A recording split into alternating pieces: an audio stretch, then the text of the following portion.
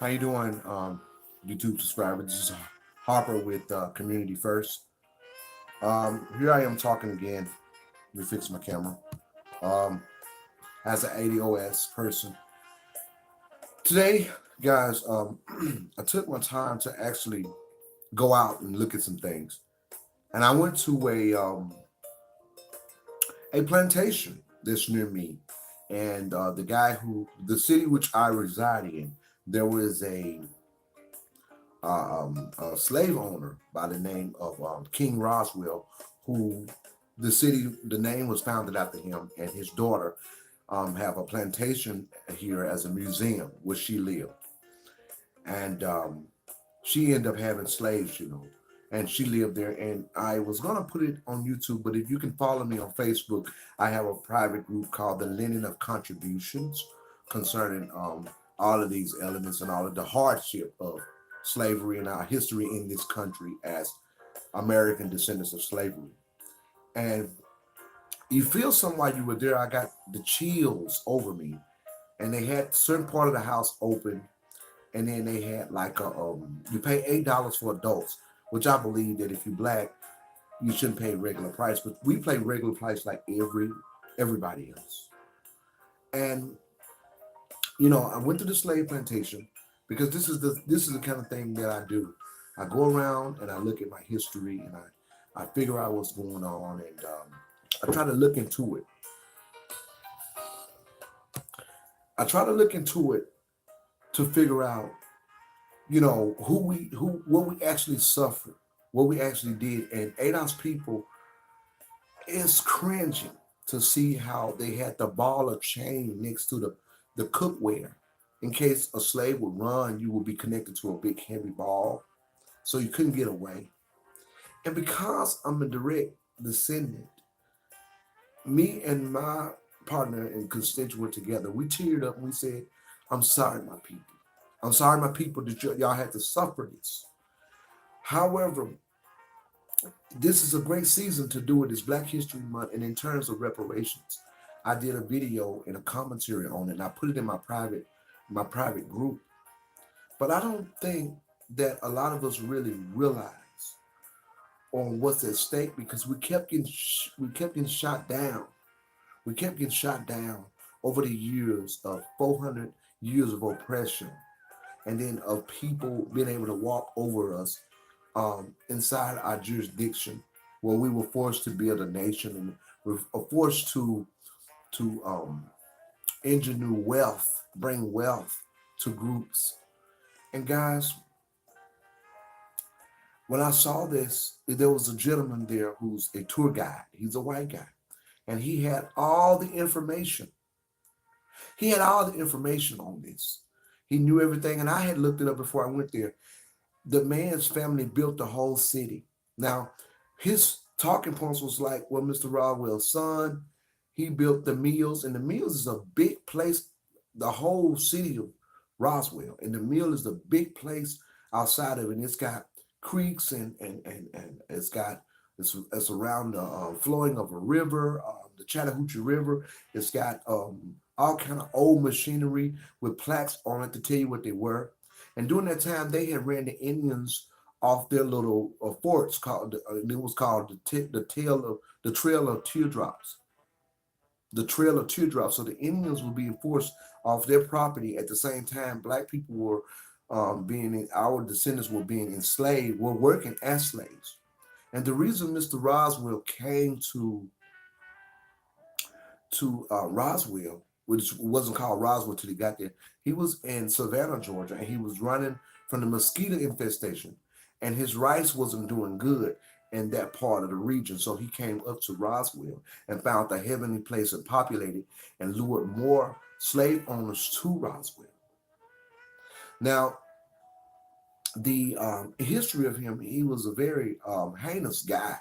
He would he was a pervert. He would love to have fun with the slaves. So he was most of, all the time having sex with them and using them, and their friends would come around and drink and stuff, and constantly use slaves as sex tools and stuff. And some of the other his fellow white constituents were so angry with the fact that he was so perverted. They took him to court because they were saying, okay, he's perverted. I mean, he's having too much. He's raping the slaves too much. Him and his constituents. So they didn't see it natural, even though a slave was to be a bed wench or something like that. Mr. Roswell took it to the third power, to the 10th power. He would just drink liquor and hanging around and mocking the slaves, and him and his friends would use them and pull them around and just use for sex all the time and stuff. And he was perverted. So he fathered a lot of mulatto children that were slaves,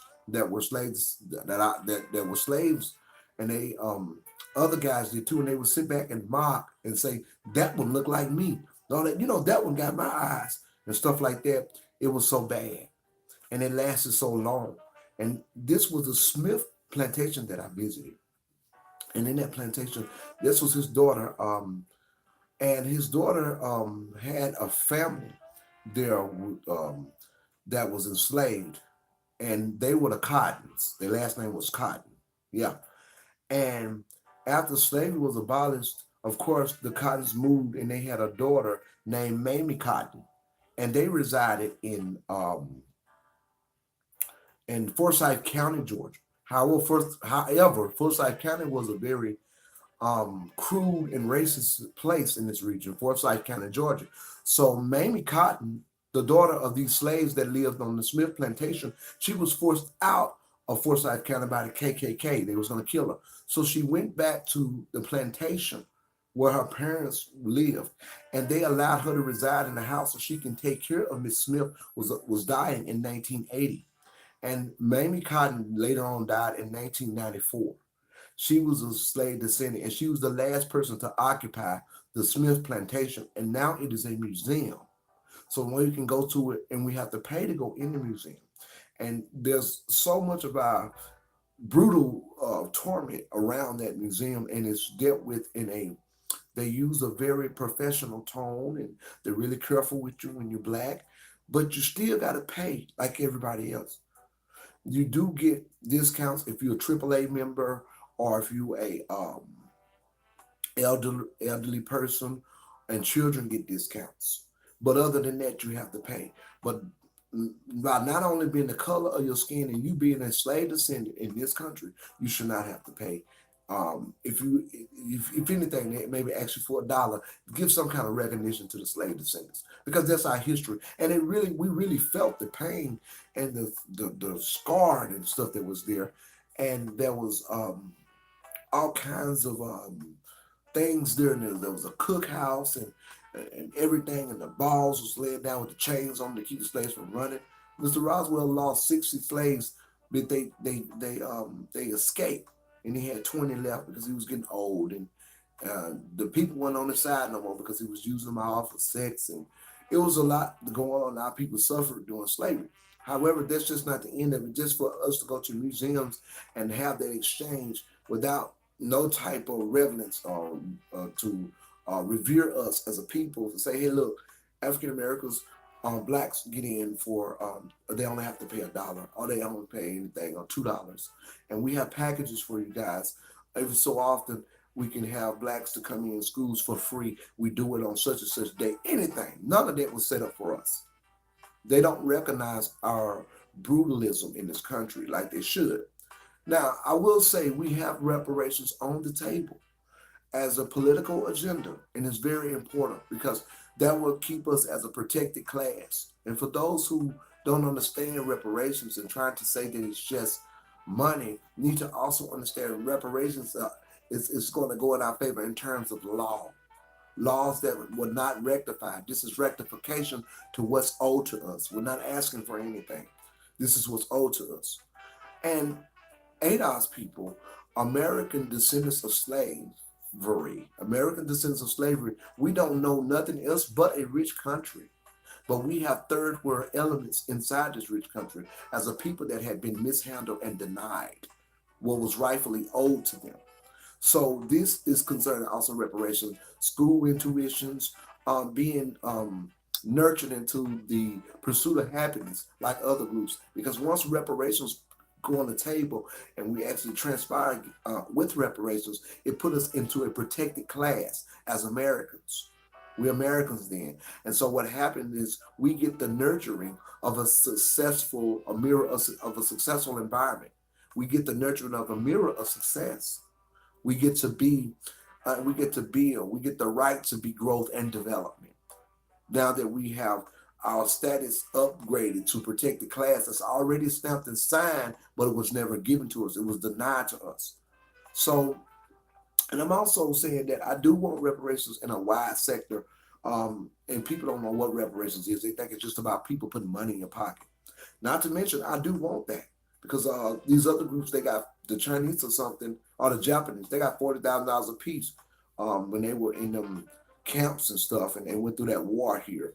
And then the Jews get all kinds of kickbacks, and the Indians, so they can have a life of success because they knew that these people were taken away from the success and the wealth that was in this country throughout a hardship. So they gave it to them, and it's been happening. It ain't just started. Everybody else had that, except Black Americans, except American descendant of slavery. So in terms of us being who we are, we deserve what is owed to us, which is our constitutional rights.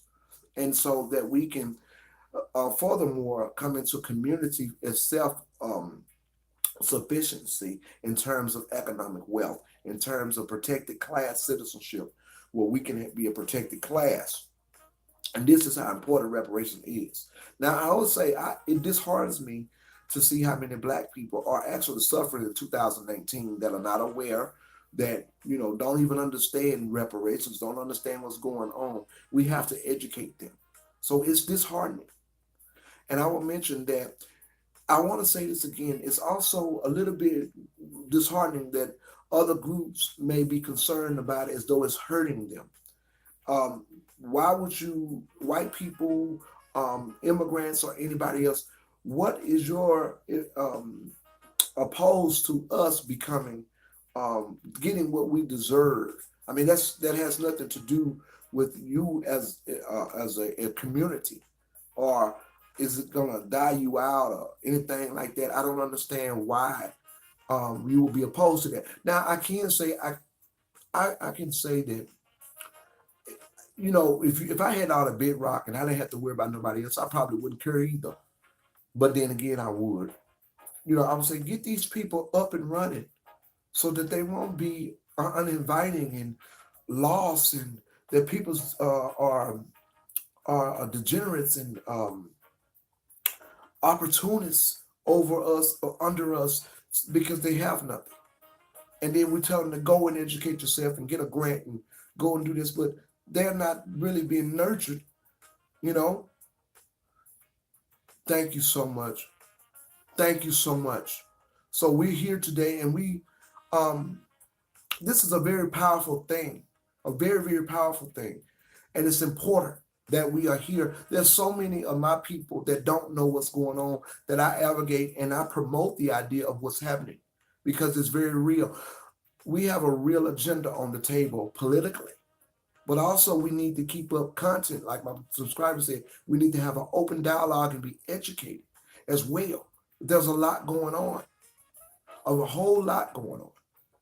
And reparations is important. It's not just about, let's put some money in our pocket, but it is at the same time. Let's get development and growth as a community. Let's, as individual Americans, let's be able to get the milk and honey flowing in our way as a development, as a community, as a people, as self-sufficiency as well. Whereas though you can get student loans, you can be guided and walked and nurtured into the mirror of success throughout a protected class, throughout this rich nation. We don't know, first and foremost, we don't know any poor nations, ADOS people. All we know is rich. These United States, this is the richest country in the world. So we know rich, but we also know third world elements in rich country, which is unique for us. We're not running from, no offense to anybody, but we're not running from Haiti because it's poor. We're not running from Jamaica because of disaster, it is poor. We're not running from the South America because we're poor and we're in villages. This is our home. We know rich, but it's the fact that we're running from community and trying to get what's owed to us, and we will do that. So other groups are being they're confused. They don't know what's going on. But we've been here inside this. We know what's going on. We know our history. It's especially those who are my age and older.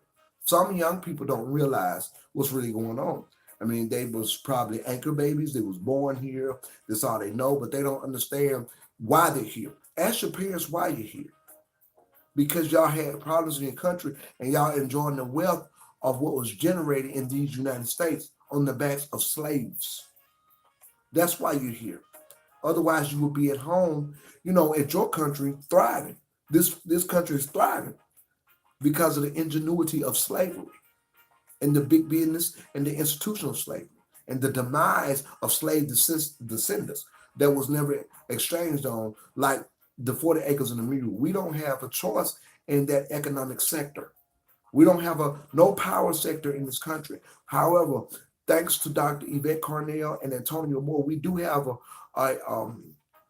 we have an agenda on the table. They haven't said much about and called their names. However, they are discussing it. People who are running for candidate to be president are discussing it. We are coming in integrity. Our voice is to be heard. We are the people. There's over 40 something million of us in this country that are slave descendants, and we have not yet been written up as a protected class in terms of law. It said that we were supposed to be, but we never received it. And we want it. We need it. This is ours. I said on one of my other videos, it's almost like if I was on a compound with a rich family and they was worth $400 billion and I was only worth $5,000, then I would sue the family, especially if I'm an heir of the family. That's my legacy. This is what this is like. I'm on a rich compound, but I'm only worth so much. But it's mine. I built it. I put in hard work and labor. I'm an heir to it. This is my heirlooms. These are my, inheritances. This is what this is. And other groups don't understand that. They think, well, y'all ain't got no business asking for nothing. Y'all ain't nothing. Y'all were number slaves.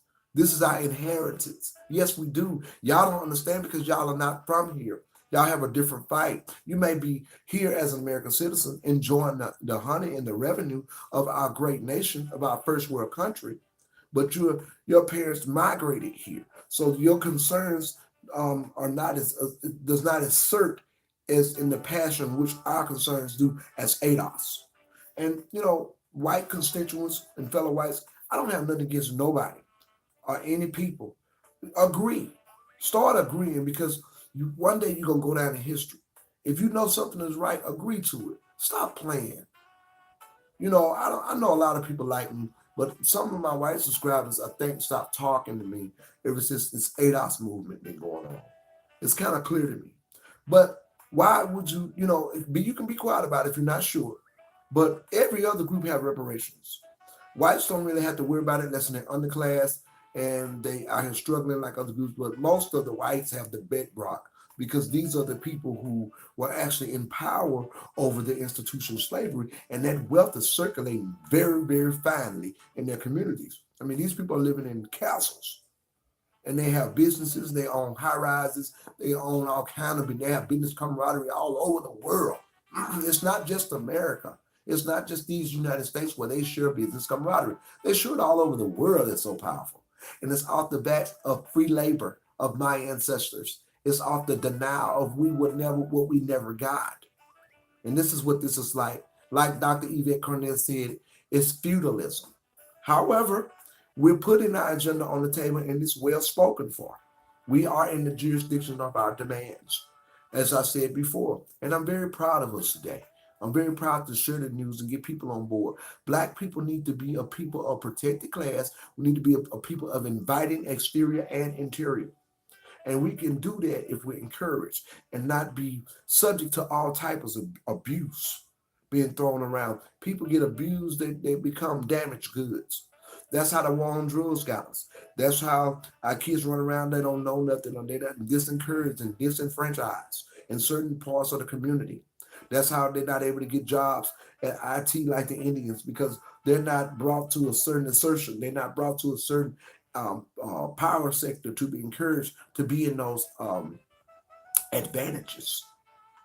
So this is what reparations will open the door to. so we can take care of ourselves on the level of a rich nation. We ain't talking about just eating food and being able to live, and then take care of ourselves in terms of medical, so we can have the money and just the means to support our medical. Because this group of people have been reigning over us, and unfortunately, they ancestors taught them, these things, and a lot of them still hold that type of image, but a lot don't. But let's get past all that, okay? So unfortunately, that did happen, and we suffered as a community, as a group, and we are demanding what's owed to us. We're not asking for anything. So according to this nation, those tangibles are to support. They're like breath. They're like breathing, like walking. You need certain tangibles to walk, and that's your feet and your muscles. Okay? You need certain tangibles to breathe. That's your muscle, and everything like that.